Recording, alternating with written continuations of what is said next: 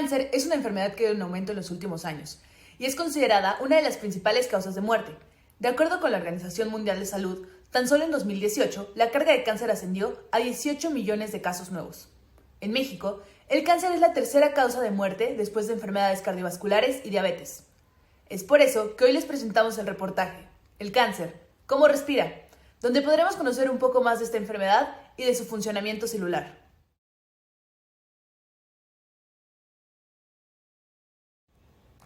El cáncer es una enfermedad en la cual los tejidos de la célula sufren de alteraciones biológicas y genéticas. Esto hace que las células se desarrollen y crezcan de manera descontrolada, lo que da lugar a los tumores. Los tumores cancerosos o tumores malignos son aquellos que se diseminan en tejidos cercanos o bien tienen la capacidad de pasar por la metástasis. ¿Cómo se diferencia una célula sana de una cancerosa?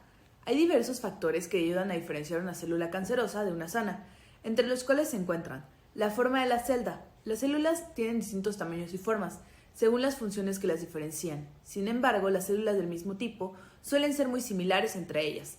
Las células cancerosas se deforman, formando conjuntos de distintos tamaños y formas.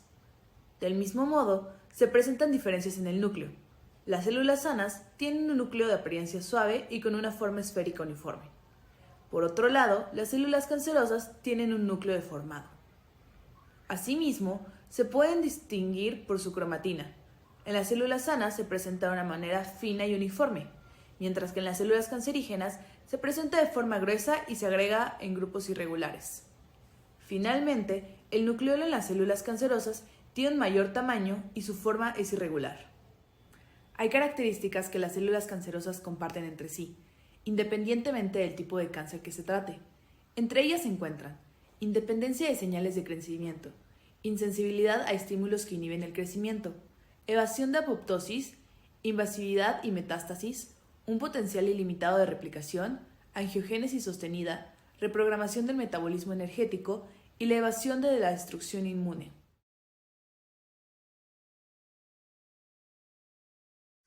Las moléculas ATP son las que transportan energía.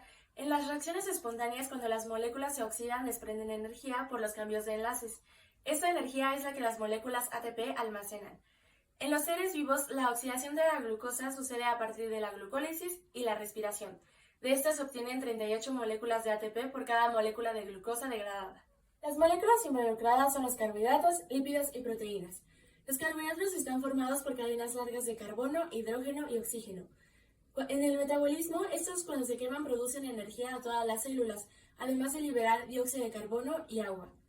Los lípidos son hidrofóbicos no polares formados por cadenas de carbohidratos. Finalmente, las proteínas están constituidas por aminoácidos formando cadenas largas. Estos duran más que los carbohidratos y el organismo tarda más en disociarlas. La célula extrae energía a partir de procesos enzimáticos como lo es el metabolismo, formado por anabolismo y catabolismo.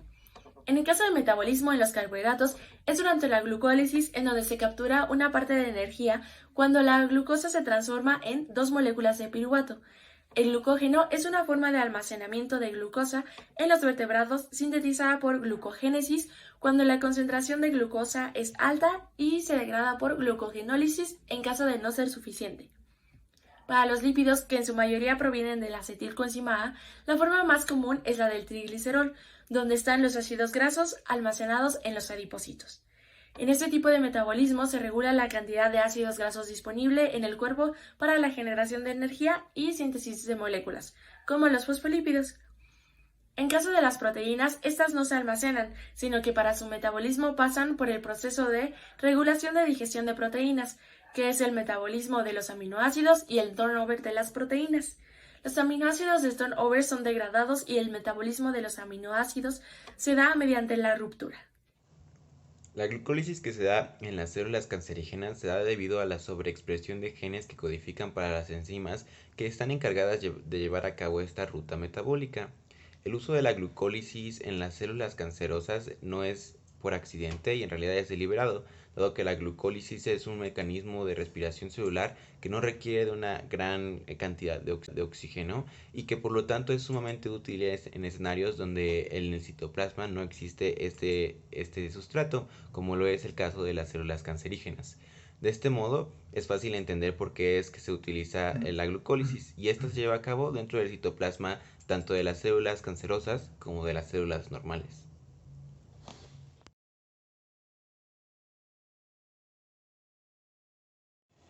Conociendo el metabolismo del cáncer, es posible desarrollar nuevas técnicas dirigidas que puedan atacar al mismo de manera más eficiente y mucho menos invasiva para los pacientes. Las técnicas tradicionales, como lo son la quimioterapia, suelen atacar a una generalidad de todas las células que se encuentren en su camino y por lo tanto son mucho más invasivas y mucho más cansadas para los pacientes. En cambio, las terapias dirigidas toman en cuenta el metabolismo del cáncer para poder conocer cuáles son los genes, enzimas o proteínas que pueden llegar a ayudar al cáncer a proliferar y a poder crecer, y por lo tanto las técnicas, las dirigidas, permiten que podamos desarrollar medicamentos o podamos desarrollar otro tipo de técnicas para combatir el cáncer sin tener tanta invasión en el paciente.